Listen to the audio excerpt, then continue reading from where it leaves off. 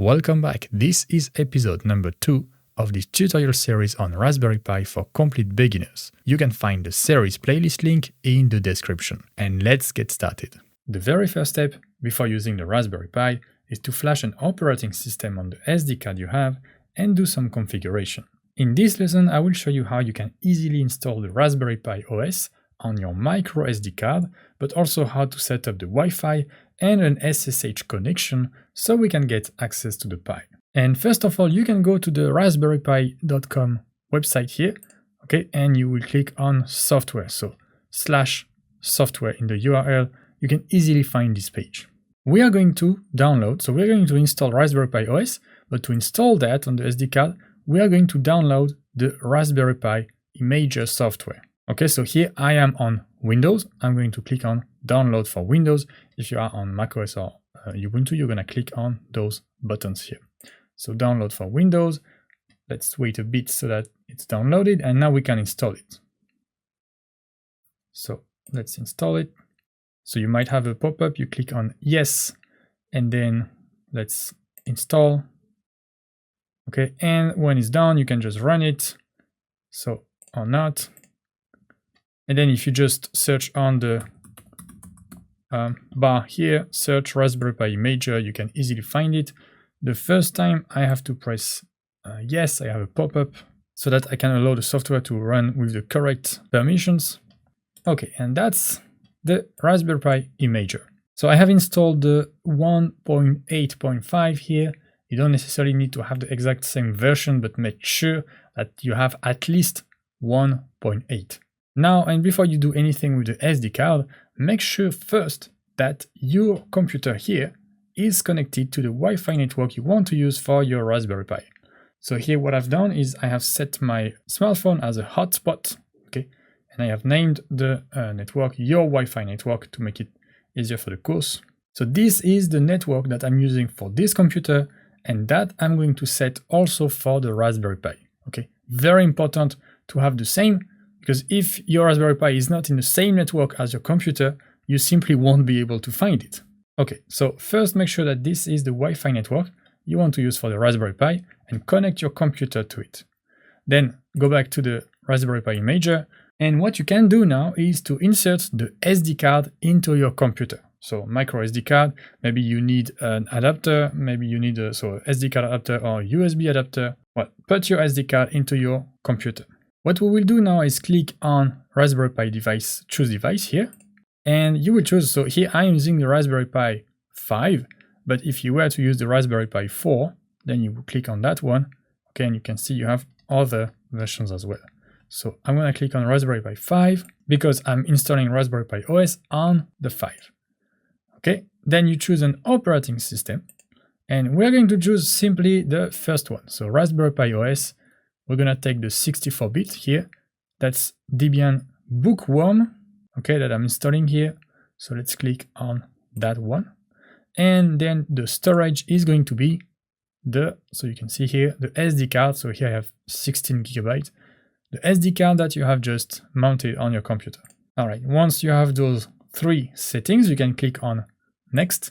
And here, before you click on Yes, would you like to apply customization settings, you're going to click on Edit Settings. And well, let's go through all the settings that we need. So first, I don't know if those maybe are not checked. So you can check Set Hostname. Maybe just put Raspberry Pi.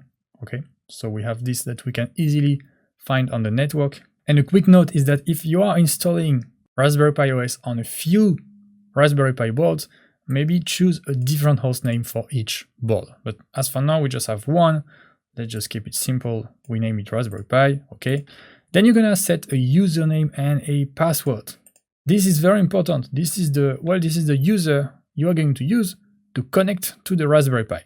So the username is gonna be Pi by default. You can just write this one. And then the password, let's just write a custom password here. And make sure that you write the correct password, because if you make a typo here and then you try to connect to the Raspberry Pi, well, if the password doesn't match, you will need to reinstall the OS again.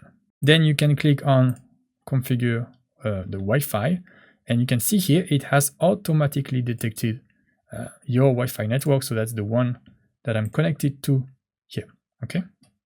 And this is the one we're going to use for the Raspberry Pi. For the password, I'm just gonna write the password just in case, okay, for this Wi-Fi network. So make sure that you have the correct password. Okay, you can also show the password. So I have also named my password, your password, to make it easier. All right, so very important here, so that the Raspberry Pi can connect to the Wi-Fi network. And then you can go down and set local settings, okay, with the time zone. And if you have a keyboard layout that's different from a QWERTY, so a US keyboard, you can also check it here. Okay, and once you have set all of that, you can go to services.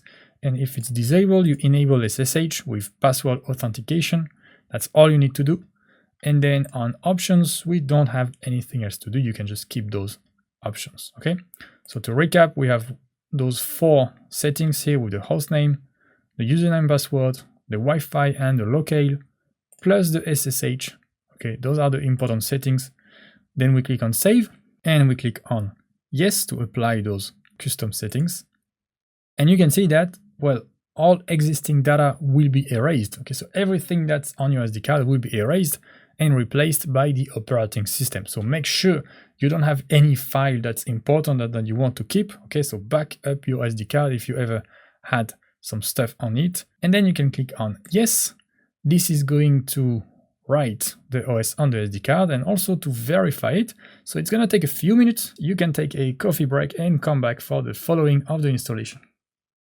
So the writing is completed, but now it's going to also verify. So you have to wait a bit more. All right, and now the Raspberry Pi OS has been successfully flashed onto your SD card. So you can see you can click on, well, continue, and you can remove the SD card from your computer. With the configuration from the last step, when you boot your Raspberry Pi, it should automatically try to connect to the Wi-Fi network that you have provided. So that's what we're gonna do now. We're gonna boot the Raspberry Pi. So we have Raspberry Pi here. So this is the Raspberry Pi 5, but it's gonna be the same with the previous versions of the Pi. Then I have the SD card. And the first thing, very important, is make sure you don't power the Raspberry Pi, okay? When you're gonna manipulate it with the SD card. On the back of the Raspberry Pi, you can see the SD card slot here. So you're gonna insert SD card, right, like this. Okay, should fit easily. And then, well, that's it. And you can see the card is going a bit on the outside here. So be careful when you manipulate it, okay? Because if you do something like this and you put pressure here, you might destroy the card simply, and then you have to buy a new card. That happened to me quite a few times already, so now I know how to not repeat this mistake.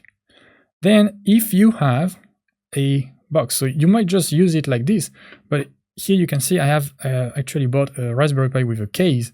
So if you have a case, then what you can do is put the Raspberry Pi on the case. I'm just gonna remove the SD card. Okay, so when you manipulate the Raspberry Pi, better to remove it. I'm gonna put the Raspberry Pi here. And you can see if you have a fan, so I have a fan here, there is a connector here on the Raspberry Pi. So you have the GPIO panel. On the right, you have a fan connector. So I'm gonna plug it. There's just one way to plug it, so you can't really go wrong with this. And when the fan is plugged, well, just put the Raspberry Pi. Let's put the case like that. Okay, and then let's put the SD card here. All right. And then what you can do is you can plug the Raspberry Pi, so you can power on the Raspberry Pi.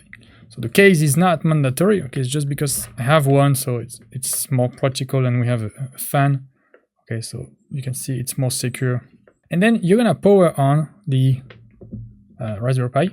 To do that, don't just use a USB cable connected to your computer, because that's not gonna be enough power.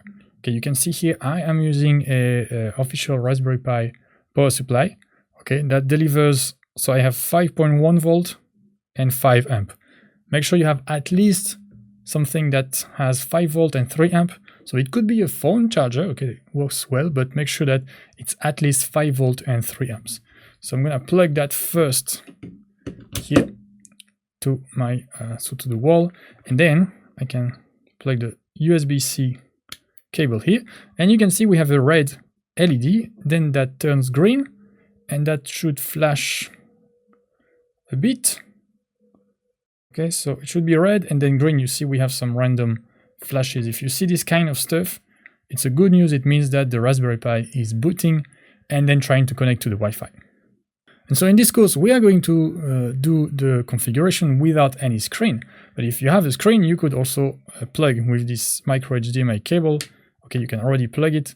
But if you don't have one, or if you are too lazy to use one like I am right now, then we're going to continue the configuration with SSH and VNC so that we can access the desktop remotely from our computer. So what do we have for now? Well, we have flashed the operating system into the SD card, and now the Raspberry Pi has boot with this SD card, and it should be trying to connect to the Wi-Fi. So now it should already be connected to the Wi-Fi, but the question is, what's its IP address? Without the IP address, we cannot do anything. And how to find the IP address of the Raspberry Pi? Well, there are lots of different tools, and I'm gonna show you one tool here that works well, and I chose this one because it's available for Windows, Linux, and also macOS. Okay, so the tool is called Angry IP Scanner. You can just type that on Google and go to angryip.org here and just find the download button. So you can see you have the different instructions for Windows, macOS, and Linux. If you are using macOS and Linux, you might have to install Java before.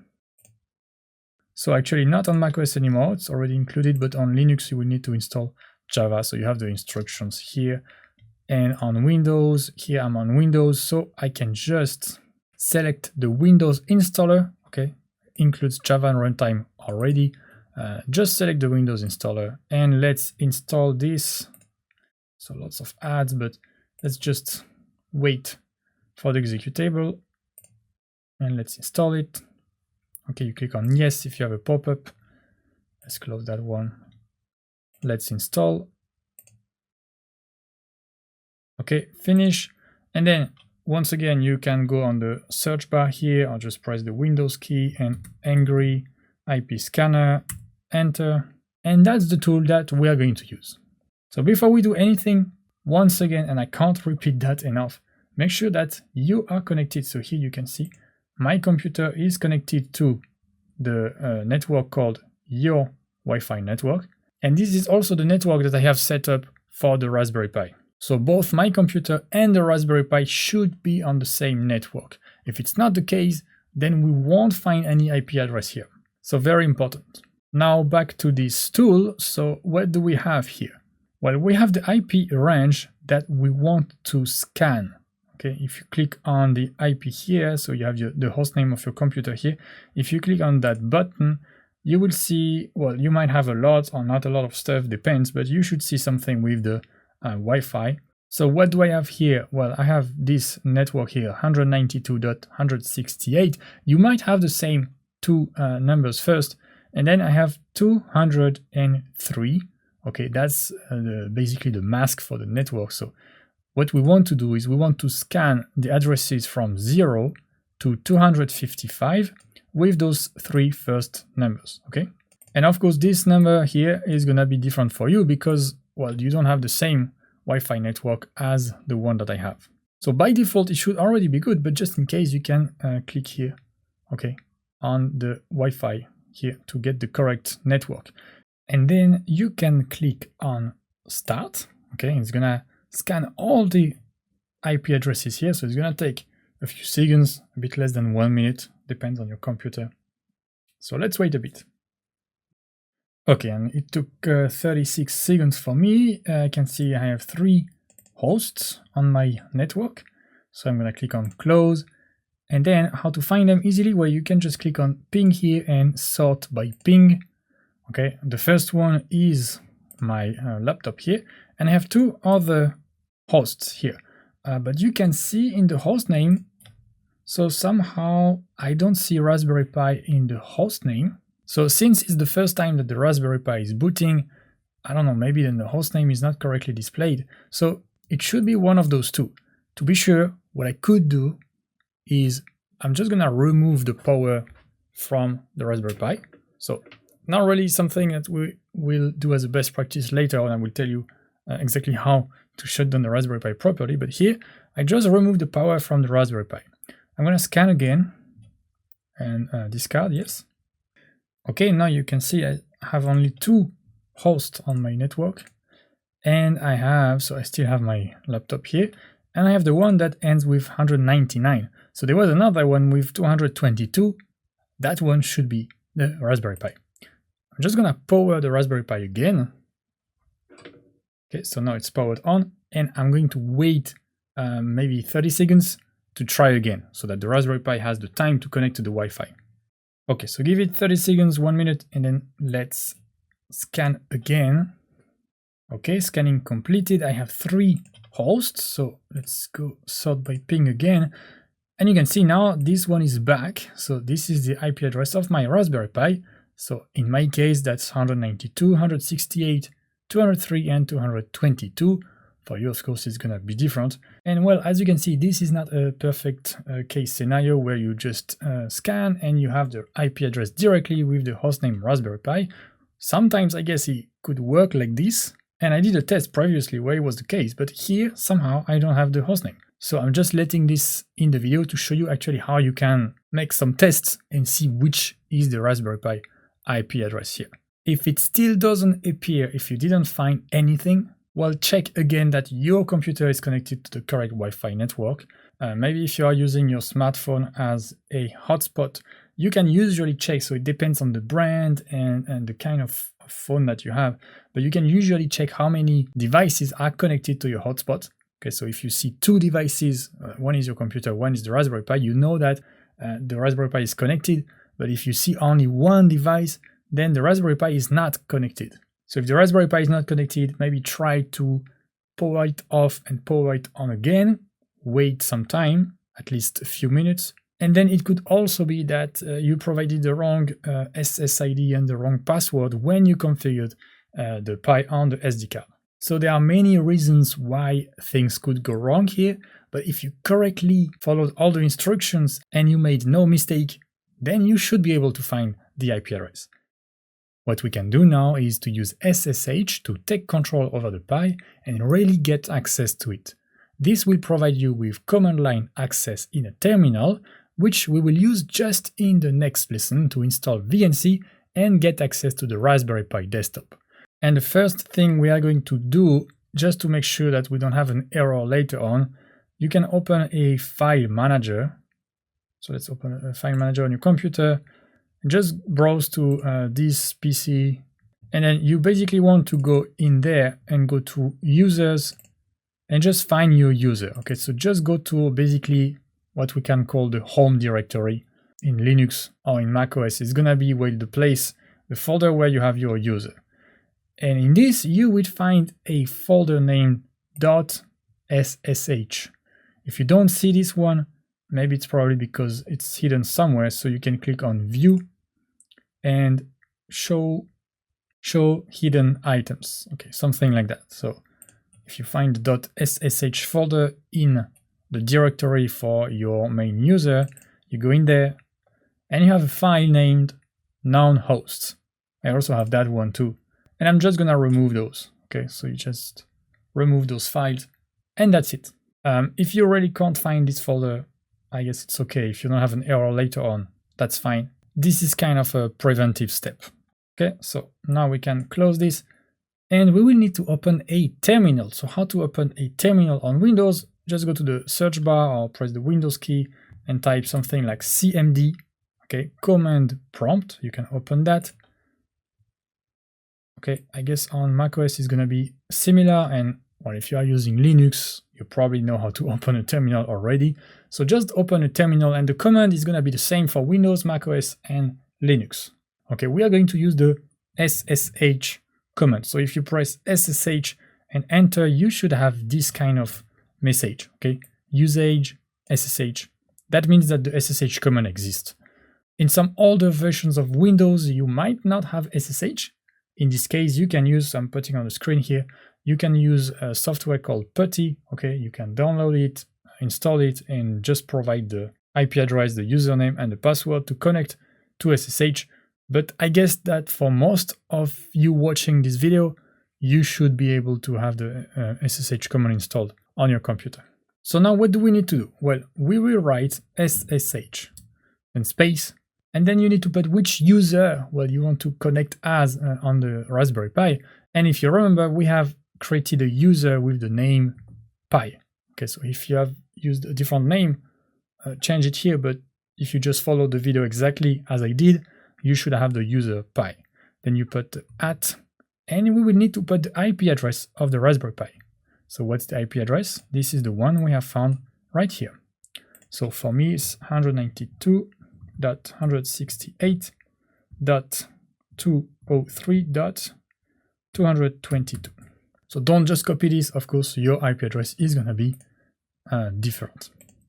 Now I can press enter, and if everything worked well, you should see a message like this. Okay, the authenticity of host, etc., etc. Basically, the question is, are you sure you want to continue? Yes or no? And you just put yes, and you press enter. And now it should ask you for the password of the Pi user. Okay, if you didn't get that, if you got an error with this known host thingy, then you need to go back and remove this known host file, like I just showed you in the beginning of the video. But if you see the password like this, all fine. You just put the password that you have provided during the setup, so when you flashed the operating system. And here you can see when I type something, it doesn't show, so you just type the password and you press enter. If you provided the correct password, now you can see that we are actually inside the Raspberry Pi. Okay, it's not this anymore, so we are not operating from Windows. Now you can see we have Pi at Raspberry Pi, and we have a command line from inside the Raspberry Pi. And well, here, if you have an error with the password, it is simply because this is the wrong password. Okay, if you manage to get there and the password doesn't work, make sure you don't have a typo. Also, make sure that maybe your keyboard is configured the same and you type exactly the same thing that you typed when you set up the Raspberry Pi. And maybe you made a mistake and maybe you need to flash the operating system again if you provided a wrong password. Okay, and now great, we are on the Raspberry Pi, so we have internal access to the Raspberry Pi. The next thing we can do is to set up VNC so we can have access to the desktop.